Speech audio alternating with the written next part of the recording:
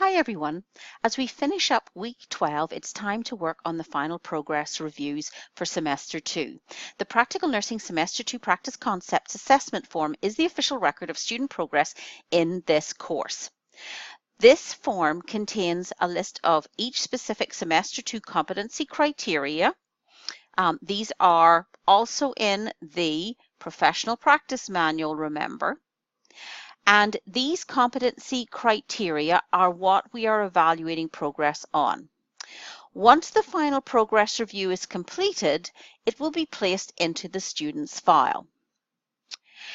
Students and CPS, you will be using the same document you completed for the midterm.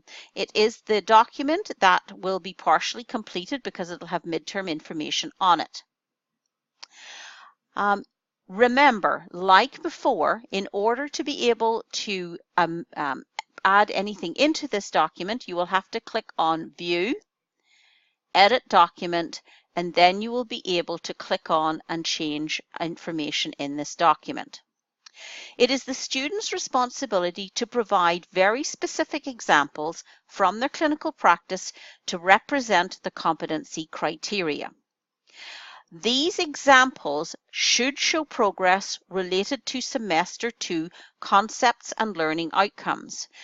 These concepts and learning outcomes can be found in our agency course pack on page 2. So please make sure that you take a look at what are the broad learning outcomes for this course, and then below it, what are some of the concepts that you're expected to have learnt about? For example, leadership and teamwork, communication, prioritization, care of the older adult, assessment, and so on. Those should help you come up with examples that you can provide to demonstrate you have met the competencies. Another tool you can use is the skills checklist tool that was posted on Blackboard. It was there, and I encourage all students to complete it, as a self-reflection tool around all very specific skills you would have done in long-term care. Some of them are basic, and then in semester 2 we got into more intermediate nursing skills. You may not have completed all of these, but there are specific ones that you should have done and that you should look at in order to provide examples, such as assessment, skin, hair, and nails, reassessment, respiratory, reporting using SBAR, being team leader and the characteristics of leadership and role modeling, being able to prioritize, identifying a little bit more complex situations, and knowing when to report and how to report and what to report.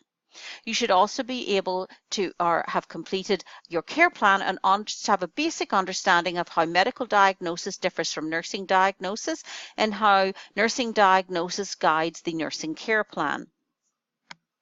When you're completing this progress review form, the student's role is to put in the examples. It is the CPS's role to check off whether this criteria has been met or not met. If not met, the CPS will add a comment specifically to how the student has not met this particular criteria. It is the CPS's role to put in final hours offered and final hours attended. By the way, it has not been 84 hours this semester, it has only been 78 because we had a holiday.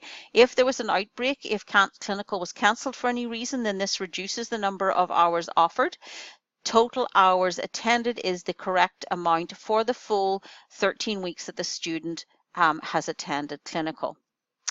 At the end of this document, it is the CPS's responsibility to complete the comments section where they outline related specifically to outcomes for semester 2 and the broad competencies of caring and competency, caring critical thinking, caring connectedness, caring and healing and health promotion, and caring and professionalism, as to how the students have demonstrated these and whether this is an area of strength, an area to continue to improve on, or an area not met.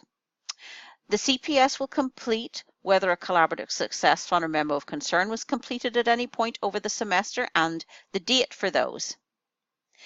Then this document will be mailed back to the student. The student will print a copy or 2 copies to bring to clinical for week 14, where the CPS and the student will hand sign these. This hard copy with signatures will be brought to the college in order to be filed in the student's file by the end of this semester. If you have any questions, CPS or students, please let me know, but this is a brief overview of how to complete this document.